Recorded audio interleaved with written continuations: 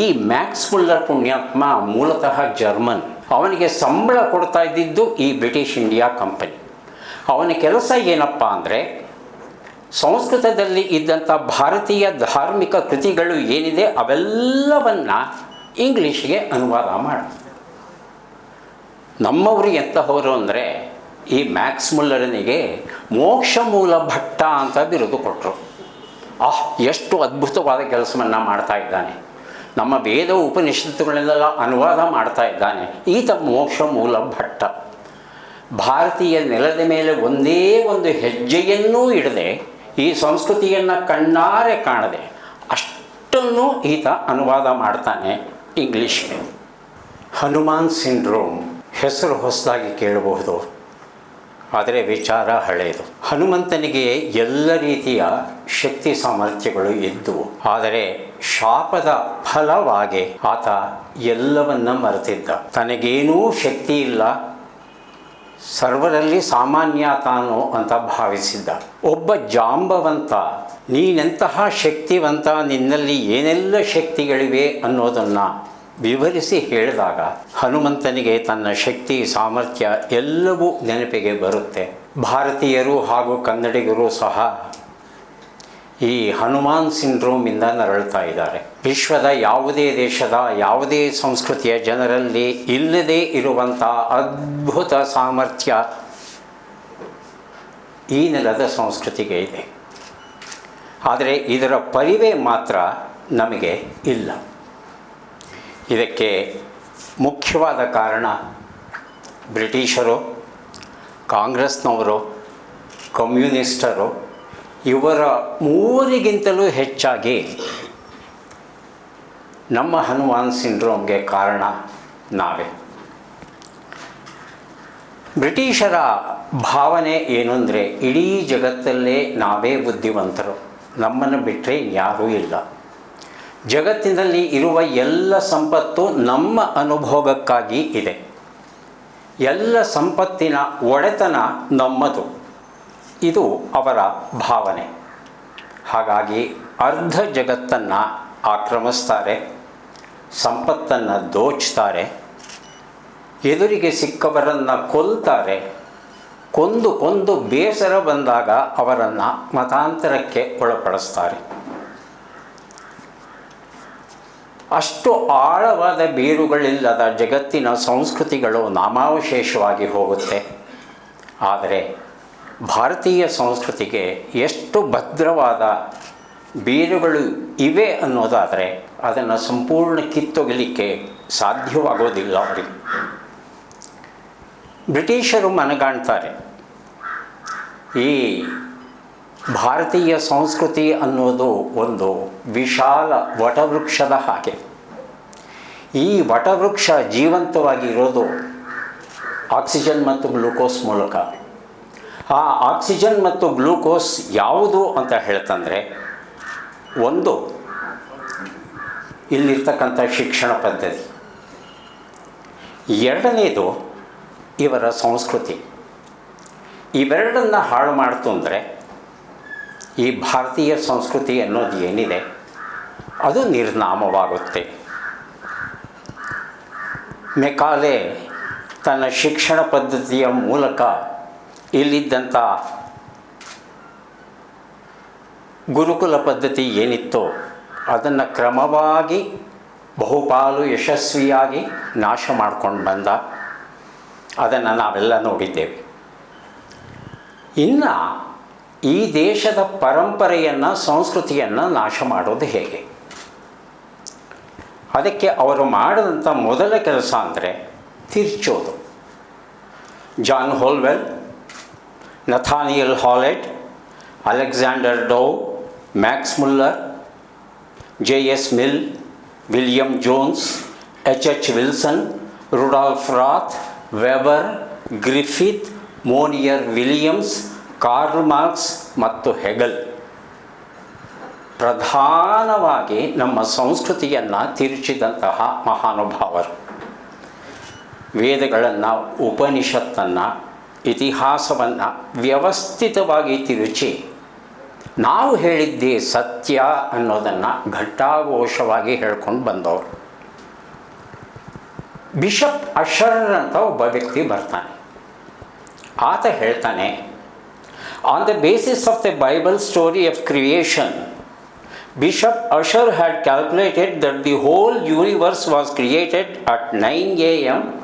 on 23rd October 4004 BC, and the great flood took place in 2349 BC. ಇದು ಆತ ಕೊಡುವ ಅಪ್ಪಣೆ. ಹಾಗಾಗಿ ವಿಲಿಯಂ ಜೋನ್ಸ್ ಅಂತಕ್ಕಂಥ ಪುಣ್ಯಾತ್ಮ, ಆನಂತರ ಮ್ಯಾಕ್ಸ್ ಮುಲ್ಲರ್, ಆನಂತರ ವಿನ್ಸೆಂಟ್ ರಾತ್ ಸ್ಮಿತ್ ಇವರೆಲ್ಲ ಸೇರಿಕೊಂಡು ಏನು ಮಾಡ್ತಾರೆ ಅಂದರೆ, ಈ ದೇಶದ ಇತಿಹಾಸ ಏನಿದೆ ಅದು ಕ್ರಿಸ್ತಪೂರ್ವ 4000ಕ್ಕೆ ಹಿಂದೆ ಹೋಗದೇ ಇರೋ ಹಾಗೆ ನೋಡ್ಕೋತಾರೆ. ಇದು ಅವರು ಮಾಡುವಂಥ ಬಹುದೊಡ್ಡ ಹಾನಿ. ಜೇಮ್ಸ್ ಮಿಲ್ ಅಂತ ಪುಣ್ಯಾತ್ಮ 6 ಸಂಪುಟಗಳನ್ನು ಬರೀತಾನೆ ಭಾರತೀಯ ಇತಿಹಾಸದ ಬಗ್ಗೆ. Hindu period, Muslim period, British period ಅಂತ ವಿಂಗಡಿಸ್ತಾನೆ. ಹಿಂದೂ ಪೀರಿಯಡ್ಡಲ್ಲಿ ಬರೀ ಹಿಂದೂಗಳನ್ನು ಹಳಿಯೋದಕ್ಕಷ್ಟೇ ಮೀಸಲಿಡ್ತಾನೆ ಆ ಅಧ್ಯಾಯವನ್ನು. ಸೃಜನಶೀಲ ಅಂತಕ್ಕಂಥ ಒಂದು ವಿಚಾರವೂ ಬರೋದಿಲ್ಲ ಆ ಮೊದಲ ಭಾಗದಲ್ಲಿ. ಈ 6 ಸಂಪುಟಗಳು ಏನಿದ್ವೋ ಅದು ಭಾರತಕ್ಕೆ ಬರುವಂಥ ಬ್ರಿಟಿಷ್ ಅಧಿಕಾರಿಗಳು ಯಾರಿದ್ದಾರೆ, ಹಾರ್ಲ್ಬರಿ ಶಾಲೆ ಅಂತ ಅಲ್ಲಿ ಅವರು ಶಿಕ್ಷಣವನ್ನು ಪಡೆಯಬೇಕು. ಅಲ್ಲಿ 6 ಸಂಪುಟಗಳನ್ನು ಪಠ್ಯಪುಸ್ತಕಗಳನ್ನಾಗಿ ಮಾಡಿ ಎಲ್ಲ ತಪ್ಪನ್ನು ಹೇಳಿಕೊಡೋದ್ರಿಂದ ಭಾರತಕ್ಕೆ ಬರುವಂಥ ಅಷ್ಟೂ ಬ್ರಿಟಿಷ್ ಅಧಿಕಾರಿಗಳಿಗೆ ಈ ಸಂಸ್ಕೃತಿಯ ಬಗ್ಗೆ, ಈ ನೆಲದ ಬಗ್ಗೆ ಒಂದು ರೀತಿಯಾದ ಹೇವರಿಕೆ ಇರುತ್ತೆ. ಆ ಒಂದು ಮನೋಭಾವದಲ್ಲಿ ಇಲ್ಲಿಗೆ ಬರ್ತಾರೆ. ವಿನ್ಸೆಂಟ್ ಆರ್ಥರ್ ಸ್ಮಿತ್ ಅಂತಕ್ಕಂಥ ವ್ಯಕ್ತಿ 1906ರಲ್ಲಿ early history of India in 1904 ಅಂತ ಪುಸ್ತಕ ಬರೀತಾನೆ. ಈ ಪುಸ್ತಕವನ್ನು 3 ಭಾಗವಾಗಿ ವಿಂಗಡಿಸಿ ಇಡೀ ಮೊದಲ ಭಾಗವನ್ನು ಕೇವಲ ಅಲೆಕ್ಸಾಂಡರನ ದಂಡಯಾತ್ರೆಯ ವರ್ಣನೆಗೆ ಮೀಸಲಿಡ್ತಾನೆ. The triumphant progress of Alexander from Himalayas to the sea demonstrated the inherent weakness of the greatest Asiatic armies when confronted with European skill and discipline ಅಂತ ಬಹುದೊಡ್ಡ ಸುಳ್ಳನ್ನು ಹೇಳ್ತಾನೆ. ಸಮುದ್ರದವರೆಗೆ ಬಂದಂತೆ ಅಲೆಕ್ಸಾಂಡರ್ ದ ಗ್ರೇಟ್.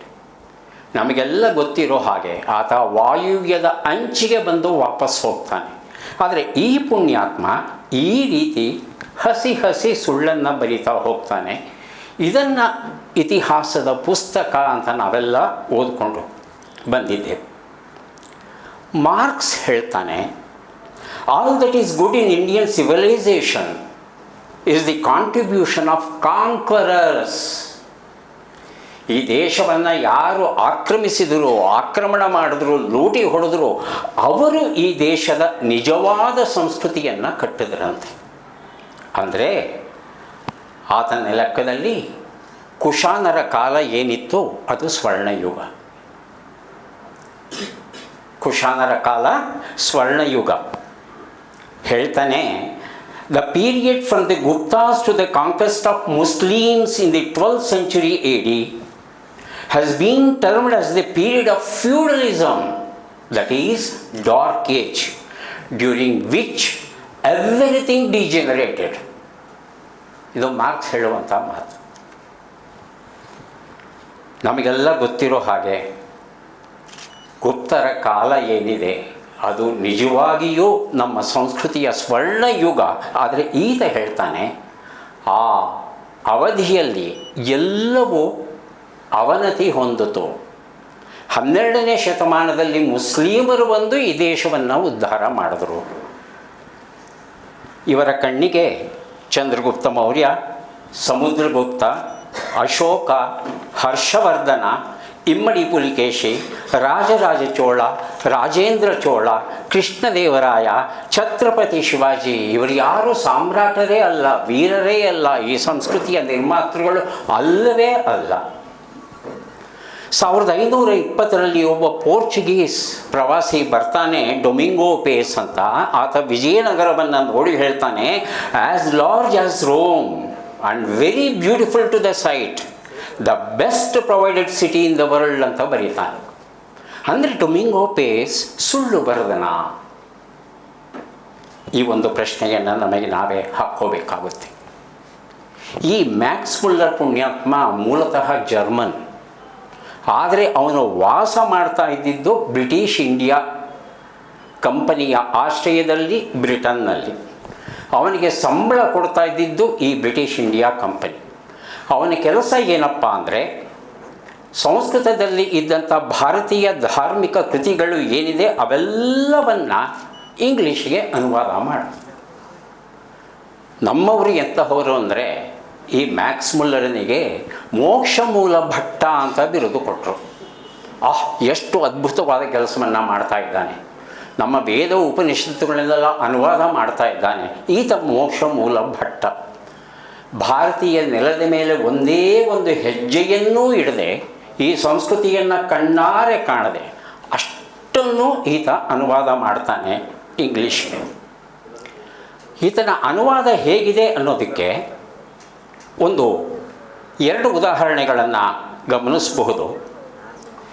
ಈತ ಹೇಳ್ತಾನೆ, ಶಂಕರಾಚಾರ್ಯರು ಕ್ರಿಸ್ತಶಕ 788ರಲ್ಲಿ ಹುಟ್ಟಿದರು. ಈತ ಹೇಳುವಂಥ ಮಾತು. ಕಲ್ಹಣನ ರಾಜತರಂಗಿಣಿಯನ್ನು ತೆಗೆದು ಓದಿದ್ರೆ, ಕಾಶ್ಮೀರದ 70ನೇ ಅರಸ ಗೋಪಾದಿತ್ಯ ಕ್ರಿಸ್ತಪೂರ್ವ 366ರಲ್ಲಿ ಶ್ರೀನಗರದ ಕಣಿವೆಯಲ್ಲಿ ಇದ್ದಂಥ 1000 ಅಡಿ ಎತ್ತರದ ಬೆಟ್ಟ ಏನಿದೆ, ಆ ಬೆಟ್ಟದ ಮೇಲೆ ಶಂಕರಾಚಾರ್ಯರ ಆಲಯವನ್ನು ಸ್ಥಾಪಿಸಿದ ಬಗ್ಗೆ ಕಲ್ಹಣ ಬರಿತಾನೆ ತನ್ನ ರಾಜತರಂಗಣಿಯಲ್ಲಿ. ಅಂದರೆ 1154 ವರ್ಷಗಳ ಹಿಂದೇನೆ ಪಾಪ ಬರೆದ್ಬಿಟ್ಟ ಕಲ್ಹಣ ರಾಜತರಂಗಿಣಿಯಲ್ಲಿ ಸುಳ್ಳನ್ನು. ನೇಪಾಳದ ರಾಜವಂಶ ಚರಿತ್ರೆ ಇದೆ, ವೃಷದೇವ ವರ್ಮ ಅಂತ. ಆತ ಕ್ರಿಸ್ತಪೂರ್ವ 487ರಲ್ಲಿ ದಕ್ಷಿಣದಿಂದ ಆದಿಶಂಕರರು ನೇಪಾಳಕ್ಕೆ ಬಂದು ವಾಕ್ಯಾರ್ಥದಲ್ಲಿ ಬೌದ್ಧರನ್ನು ಸೋಲಿಸಿದ್ರು ಅಂತ ಅಲ್ಲಿನ ಅರಸರ ಚರಿತ್ರೆ ಹೇಳುತ್ತೆ. ಇದು ಹೇಗೆ ಸಾಧ್ಯವೋ ಗೊತ್ತಿಲ್ಲ. ಆದಿಶಂಕರರ ಸಮಕಾಲೀನರೊಬ್ಬರು ಚಿತ್ಸುಖಾಚಾರ್ಯ ಅನ್ನೋರು ಬೃಹತ್ ಶಂಕರ ವಿಜಯ ಅಂತಕ್ಕಂಥ ಗ್ರಂಥದಲ್ಲಿ ಕ್ರಿಸ್ತಪೂರ್ವ 509ರಲ್ಲಿ ಶಂಕರರ ಜನ್ಮವಾಯಿತು ಅಂತ ಬರೆದದ್ದು ಮ್ಯಾಕ್ಸ್ ಮುಲ್ಲರನ ಜಾಣ ಕಣ್ಣುಗಳಿಗೆ ಕಾಣಲೇ ಇಲ್ಲ. ಆತ ಮಾಡಿದ ಬುದ್ಧಿವಂತಿಕೆಯ ಕೆಲಸ ಏನಂದರೆ, ಕ್ರಿಸ್ತಶಕ 788ರಲ್ಲಿ ಕಂಚೀಪೀಠವನ್ನು 38ನೇ ಆಚಾರ್ಯರು ಏರ್ತಾರೆ. ಅವರ ಹೆಸರು ಅಭಿನವ ಶಂಕರ. ಆ ಅಭಿನವ ಶಂಕರನೇ ಮೂಲ ಶಂಕರಾಚಾರ್ಯರು, ಆದಿಶಂಕರಾಚಾರ್ಯರು ಅಂತ ಬಹಳ ಸೊಗಸಾಗಿ ಕಥೆಯನ್ನು ಕಟ್ತಾನೆ ಈ ಮ್ಯಾಕ್ಸ್ ಮುಲ್ಲರ್.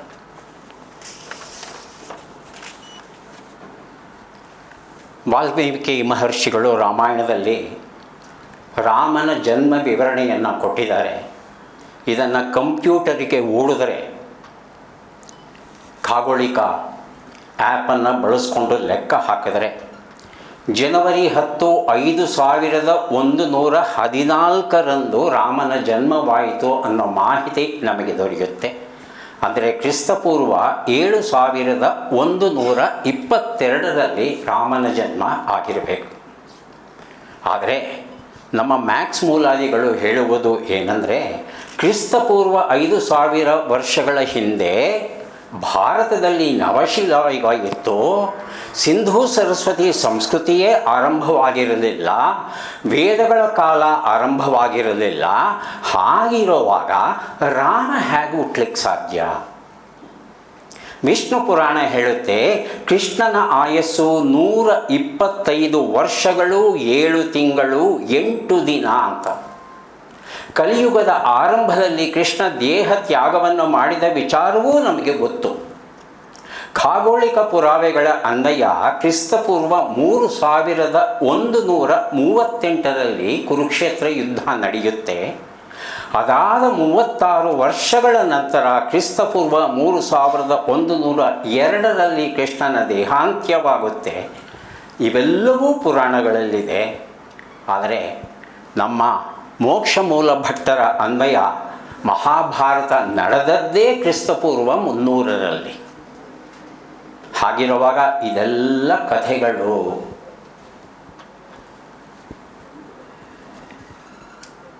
ಭಾರತೀಯರಿಗೆ ಐತಿಹಾಸಿಕ ಪ್ರಜ್ಞೆ ಇಲ್ಲ. ಇದು ಎಲ್ಲರೂ ಮಾಡುವಂಥ ಒಂದು ಆರೋಪ. ನಮ್ಮ 18 ಪುರಾಣಗಳು ಏನಿದೆ, ಇತಿಹಾಸ ಅಂದರೆ ಏನು ಅಂತ ಹೇಳುತ್ತವು. ಸರ್ಗ, ಪ್ರತಿಸರ್ಗ, ಮನ್ವಂತರ, ವಂಶ ಮತ್ತು ವಂಶಗಳ ಚರಿತ್ರೆ ಏನಿದೆ ಅದರ ದಾಖಲೆಯೇ ಪುರಾಣ ಅನ್ನೋ ಮಾತನ್ನು ಹೇಳುತ್ತೆ. ಅರ್ಜುನನ ಮೊಮ್ಮಗ ಪರೀಕ್ಷಿತ ಬರ್ತಾನಲ್ಲ, ಅದು ನಿಜವಾಗಿಯೂ ನಮ್ಮ ದೇಶದ ಇತಿಹಾಸದ ಮೊದಲ ಘಟ್ಟ ಪರೀಕ್ಷಿತನ ಆಡಳಿತ. ಈ ಬಗ್ಗೆ ಎಫ್.ಇ. ಪರ್ಗಿಟರ್ ಮತ್ತು ಆರ್.ಸಿ. ರಾಯಚೌಧರಿ ಅವರು ಸ್ವಲ್ಪ ಅಧ್ಯಯನ ಮಾಡಿ ಆ ರಾಜವಂಶಗಳ ಪರಂಪರೆ ಏನಿದೆ ಪುರಾಣಗಳಲ್ಲಿ ಅದನ್ನು ಬರೆಯುವ ಪ್ರಯತ್ನ ಮಾಡ್ತಾರೆ. ಈಗ ನಾವು ಮಾಡಬೇಕಾದದ್ದು, ಜಾಂಬವಂತರಾಗಬೇಕಾದದ್ದು ಯಾಕೆ ಅಂದರೆ ನಮ್ಮ ಇತಿಹಾಸವನ್ನು ನಾವೇ ಬರೆಯಬೇಕಾಗಿದೆ. ಆದರೆ ಹನುಮಾನ್ ಸಿಂಡ್ರೋಮಿಂದ ನರಳ್ತಾ ಇರ್ತಕ್ಕಂಥ ನಮಗೆ ಸಂಸ್ಕೃತ ಭಾಷೆ ಅಂದರೆ ಸ್ವಲ್ಪ ಅಲರ್ಜಿ ನಮಗೆ. ಅಂಬೇಡ್ಕರ್ ಅಂತ ಮಹಾನುಭಾವರೇ ಸಂಸ್ಕೃತವನ್ನು ಕಷ್ಟಪಟ್ಟು ಕಲಿತಾರೋ, ಕಲಿತಾದ ಮೇಲೆ ಎಲ್ಲ ಸನಾತನ ಗ್ರಂಥಗಳನ್ನು ಮೂಲ ಸಂಸ್ಕೃತದಲ್ಲಿ ಓದಿ ತಿಳ್ಕೊಂಡ ಮೇಲೆ ಅವುಗಳ ಬಗ್ಗೆ ಅಧಿಕೃತವಾಗಿ ಮಾತನಾಡುವ ಸಾಮರ್ಥ್ಯವನ್ನು ಪಡೆದ ಮೇಲೆ ತಮ್ಮ ಅನುಯಾಯಿಗಳಿಗೆ ಹೇಳ್ತಾರೆ, ದಯವಿಟ್ಟು ಸಂಸ್ಕೃತವನ್ನು ಕಲಿಯಿರಿ. ಸಂಸ್ಕೃತ ಕಲೀಲಿಲ್ಲ ಅಂದರೆ ನಿಮಗೆ ನಷ್ಟ, ಸಂಸ್ಕೃತಕ್ಕಲ್ಲ, ದಯವಿಟ್ಟು ಕಲೀರಿ ಅಂತ ಹೇಳ್ತಾರೆ. ಹಾಗೆಯೇ ಸಂಸ್ಕೃತ ರಾಷ್ಟ್ರ ಭಾಷೆ ಆಗಬೇಕು ಅನ್ನೋ ಮಾತನ್ನೂ ಹೇಳ್ತಾರೆ. ಆದರೆ ಅವರ ಮಾತಿಗೆ ಕವಡೆ ಕಾಸಿನ ಬೆಲೆಯೂ ನಾವು ಕೊಡೋಲ್ಲ. ಸಂಸ್ಕೃತ ಅನ್ನೋದು ಒಂದು ಮೃತ ಭಾಷೆ. ಹೆಣಕ್ಕೆ ಎಲ್ಲಾದರೂ ಜೀವ ಕೊಡಲಿಕ್ಕೆ ಸಾಧ್ಯವೇ? ಇದು ಕಮ್ಯುನಿಸ್ಟ್ ಸಂಜಾತರ ಒಂದು ಸಿದ್ಧಾಂತ. ಹಾಗಾಗಿ ನಾವು ಸಂಸ್ಕೃತವನ್ನು ಮೊದಲಿಂದ ಕಡೆಗಣಿಸ್ಕೊಂಡು ಬಂದಿದ್ದೇವೆ. ಇವತ್ತು ನಾವು ನಮ್ಮ ಇತಿಹಾಸವನ್ನು ಬರೀಬೇಕು ಅಂತ ಹೊರಟ್ರೆ ನಮಗೆ ಮೂಲವಾಗಿ ಬೇಕಾದದ್ದು ಸಂಸ್ಕೃತ ಜ್ಞಾನ. ಇತಿಹಾಸವನ್ನು ಬರೀಬೇಕಾದರೆ 3 ರೀತಿಯ ಆಕರಗಳು ನಮಗೆ ಬೇಕಾಗುತ್ತೆ. ಪ್ರಾಥಮಿಕ ಆಕರಗಳು, ದ್ವಿತೀಯಕ ಆಕರಗಳು ಮತ್ತು ತೃತೀಯಕ ಆಕರಗಳು ಅಂತ. ಪ್ರಾಥಮಿಕ ಆಕರ ಅಂದರೆ ಏನು? ನಿಗದಿತ ಕಾಲಘಟ್ಟಕ್ಕೆ ಸಂಬಂಧಪಟ್ಟ ಹಾಗೆ ನೇರ ಪುರಾವೆಗಳು. ಉದಾಹರಣೆಗೆ ಅಶೋಕನ ಶಿಲಾಶಾಸನಗಳು, ಅಶೋಕನ ಕಾಲದಲ್ಲೇ ಅವನ್ನು ಕೆತ್ತಿದ್ರು. ಹಾಗಾಗಿ ಶಿಲಾಶಾಸನಗಳಲ್ಲಿ ಇರ್ತಕ್ಕಂಥ ಭಾಷೆ ವಿಚಾರವನ್ನು ಸುಳ್ಳು ಅಂತ ಯಾವ ಇತಿಹಾಸ ತಜ್ಞಾನೂ ಹೇಳಲ್ಲ.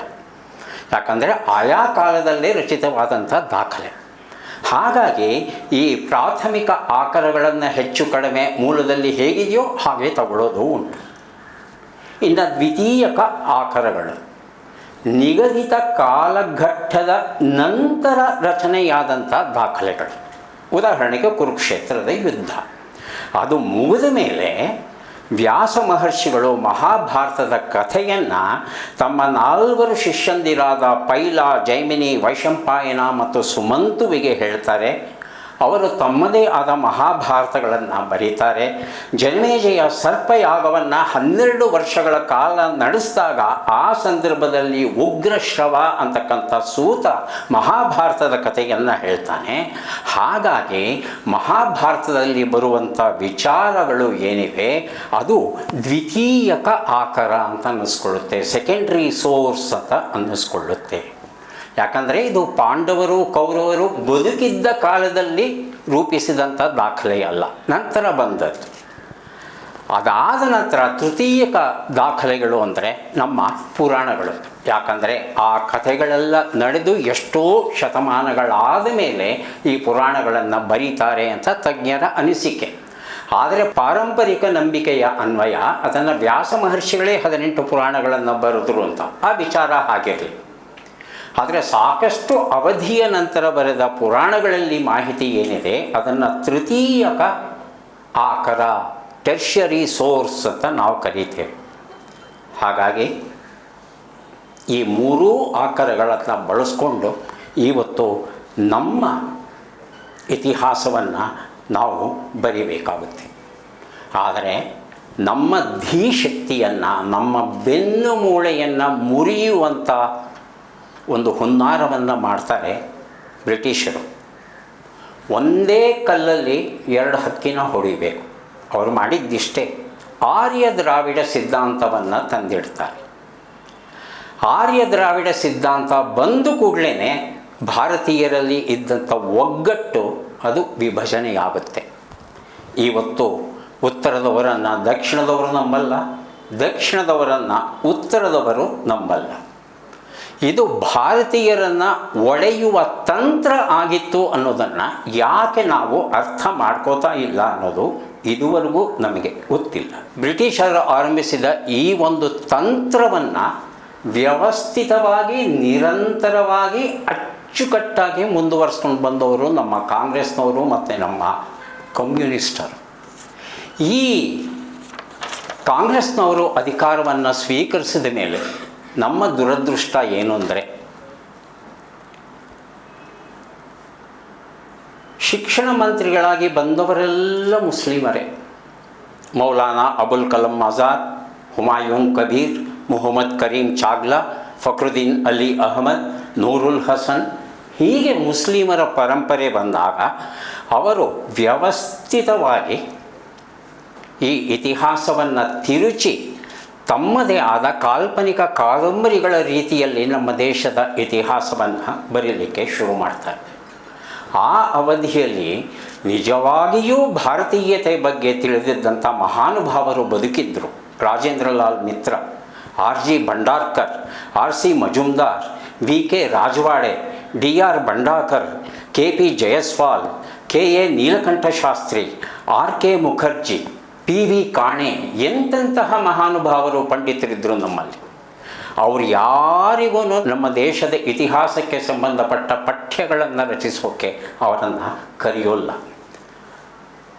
ಅದೇ ಕಮ್ಯುನಿಸ್ಟ್ ಸಂಜಾತರಾಗಿದ್ದಂಥ D T Kosambi, R Sharma, Romila Thapar, Irfan Habib, Bipin Chandra, Satish Chandra, ಈ ರೀತಿಯಾದ ಕಮ್ಯುನಿಸ್ಟ್ ಆರಾಧಕರು ಯಾರಿದ್ದಾರೆ ಅವರಿಗೆ ಪಠ್ಯವನ್ನು ಬರೆಯುವ ಜವಾಬ್ದಾರಿ ವಹಿಸ್ತಾರೆ.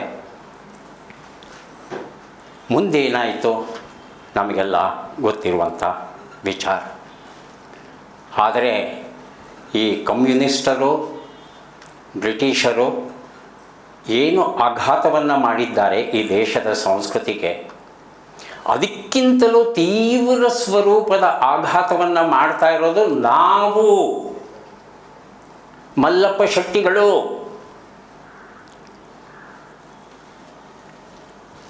ಕಿತ್ತೂರಾಣಿ ಚೆನ್ನಮ್ಮ ಎಂತಹ ಸಾಹಸಿ, ಎಂತಹ ವೀರಾಗ್ರಣಿ ಅಂದರೆ ಸೋಲಲಿಕ್ಕೆ ಆಗಲ್ಲ. ಬ್ರಿಟಿಷರು ಸೋತ್ಕೊಂಡೋಗ್ತಾರೆ. ತಂತ್ರದಿಂದ ಗೆಲ್ಲೋದಕ್ಕೆ ಮಲ್ಲಪ್ಪ ಶೆಟ್ಟಿಯನ್ನು ಕರೆಸಿ ಸಿಂಹಾಸನವನ್ನು ನಿನಗೆ ನಿನ್ನ ಮಕ್ಕಳಿಗೆ ಕೊಡ್ತೇವೆ, ಸಹಾಯ ಮಾಡು. ಅವನೇನು ಮಾಡ್ತಾನೆ, ಮದ್ದುಗುಂಡಲ್ಲಿ ಸಗಣಿ ಬೆರೆಸ್ತಾನೆ, ಕೋಟೆ ಬಾಗಿಲು ತೆಗಿತಾನೆ. ಮಲ್ಲಪ್ಪ ಶೆಟ್ಟಿಯ ನೆರವಿನಿಂದ ಬ್ರಿಟಿಷರು ರಾಣಿ ಚೆನ್ನಮ್ಮನ್ನು ಸೋಲಿಸ್ತಾರೆ. ನಮ್ಮ ದೇಶದ ಎಲ್ಲ ರಾಜ ಮಹಾರಾಜರು ಯಾರು ಬ್ರಿಟಿಷರ ವಿರುದ್ಧ ಹೋರಾಡಿದ್ದಾರೆ ದಯವಿಟ್ಟು ಓದು ನೋಡಿ, ಯೋಚನೆ ಮಾಡಿ ನೋಡಿ. ಬ್ರಿಟಿಷರು ನೇರವಾಗಿ ಗೆದ್ದಂಥ ಉದಾಹರಣೆಗಳು ಬಹಳ ಕಡಿಮೆ. ಅವರು ಗೆಲ್ಲೋದಕ್ಕೆ ಕಾರಣ ನಮ್ಮವರೇ, ನಾವೇ. ಇವತ್ತು ಪಠ್ಯಪುಸ್ತಕಕ್ಕೆ ಸಂಬಂಧಪಟ್ಟ ಹಾಗೆ ಈ ನಾಡಲ್ಲಿ ಏನು ನಡೀತಾ ಇದೆ ನೀವೆಲ್ಲ ನೋಡ್ತಾ ಇದ್ದೀರಿ. ಹಾಗಾಗಿ ಈ ದೇಶದ ಸಂಸ್ಕೃತಿ ಹಾಳಾಗಬೇಕಾದರೆ ಬ್ರಿಟಿಷರು ಕಮ್ಯುನಿಸ್ಟರು ಎಷ್ಟು ಕಾರಣರೋ ಅದಕ್ಕಿಂತಲೂ ಹೆಚ್ಚಿನ ಕಾರಣ ನಾವೇ, ನಮ್ಮವರೇ, ನಮ್ಮ ಮಲ್ಲಪ್ಪ ಶೆಟ್ಟಿಗಳೇ. ಈ ಬಗ್ಗೆ ಇವತ್ತು ನಾವು ಗಂಭೀರವಾಗಿ ಆಲೋಚನೆ ಮಾಡಬೇಕಾಗಿದೆ.